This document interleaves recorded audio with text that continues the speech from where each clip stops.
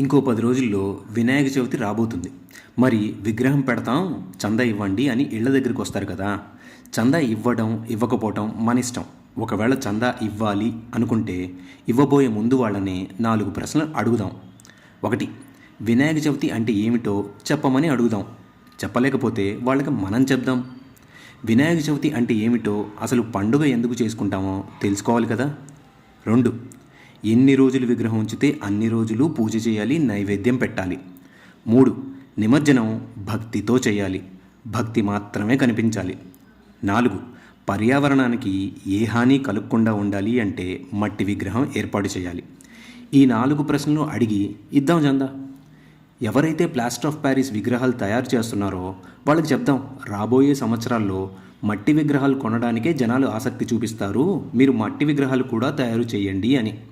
జై విఘ్నేశ్వరః.